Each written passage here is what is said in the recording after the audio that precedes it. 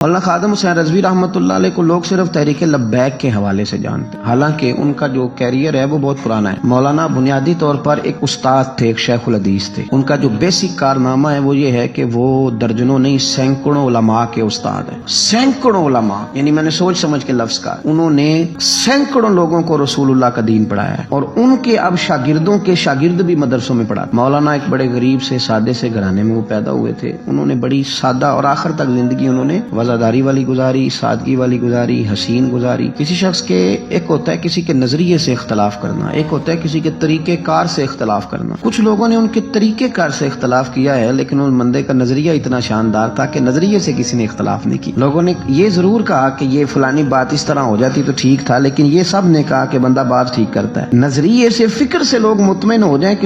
زندہ کیا رہتا ہے؟ نظریہ۔ زندہ کیا رہتا ہے؟ نظریہ۔ فکری طور پر ایک خوبصورت آدمی تھے، بڑے منجے ہوئے آدمی تھے، وزادار آدمی تھے، ایک صاف ستھرے آدمی تھے۔ میری ان سے ملاقات اس وقت ہوئی تھی پہلی دفعہ جب وہ بالکل ٹھیک تھے، ٹانگوں پہ چلتے تھے۔ ان کے جو استاد گرامی تھے حضرت مولانا عبدالحکیم صاحب شرف قادری رحمۃ اللہ علیہ، بہت جید عالم تھے۔ میں ان کو ملنے کے لیے جاتا تھا تو حضرت بھی وہاں پڑھایا کرتے تھے لاہور جامعہ نظامیہ میں، تو وہاں ان سے پہلی ملاقات ہوئی۔ پھر انہوں نے جو جماعت سب سے پہلے بنائی تھی اس کا نام تھا انجمن فدا یعنی ختم نبوت۔ اس جماعت سے انہوں نے کام کا آغاز کیا، اور بڑے اوائل میں، بڑے شروع میں انہوں نے ختم نبوت کے تعلق سے مختصر سے کام کا آغاز کیا، اور بڑی جلدی ان کا کام پھیل گیا۔ مکی پیر مکی دربار میں یہ اوقاف کی مسجد کے سرکاری خطیب تھے، لیکن حضرت ممتاز قادری صاحب رحمۃ اللہ علیہ کی شہادت پہ انہوں نے سرکاری ملازمت چھوڑ دی۔ اس کے بعد انہوں نے بڑی محنت کی، بڑی جد و جہد کی، بڑی کاوش کی، بیمار اور معذور ہونے کے باوجود بڑی کوششیں فرمائیں، اور بڑے نڈر تھے، بڑے بے باک تھے، بڑے خوبصورت تھے۔ سب سے بڑی بات یہ تھی کہ سکہ عالم دین تھے۔ جماعت کسی بھی سیاسی جماعت کے پاس اتنا تگڑا بندہ نہیں جس طرح کہ حضرت مولانا خادم حسین رضوی صاحب۔ میری ان سے تسلسل، جیل جانے سے پہلے میں ملا، جیل سے آئے تو پھر ملا۔ میں گرچہ ان کی جماعت میں کبھی شامل نہیں ہوا، لیکن فکری طور پر ان سے جو کہ پہلے کا ایک تعلق تھا، ابھی بھی 24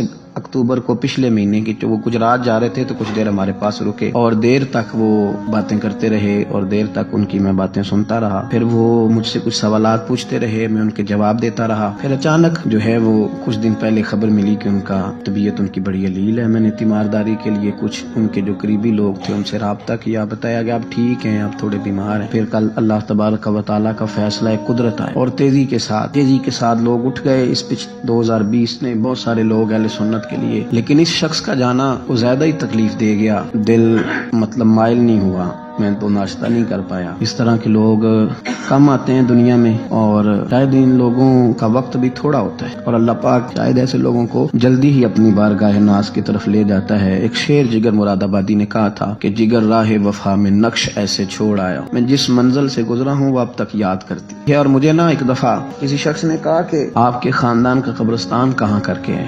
لوگ لکھنے والے جو لوگ ہوتے ہیں وہ پوچھتے رہتے ہیں کہ اس بندے نے کیا وصیت کی ہے، تحریری والے لوگ۔ تو میں نے انہیں کہا کہ قبر بھی بانی جائے گی۔ تو مجھے کہنے لگے کہ کس طرح کر کے پتہ چلے گا؟ تو میں نے کہا تے اکھاں جدوں میٹیاں تے پھر زمانہ مینوں روے، اپنا تے اپنا بیگانہ مینوں روے گا، تے جدوں نہ میں دسیا میں خارا نوں میں خانے وچ، پھر جام ٹوٹ جان گے میں خانہ مینوں روے گا۔ کئی لوک لوک رون گے تے کئی بک بک رون گے۔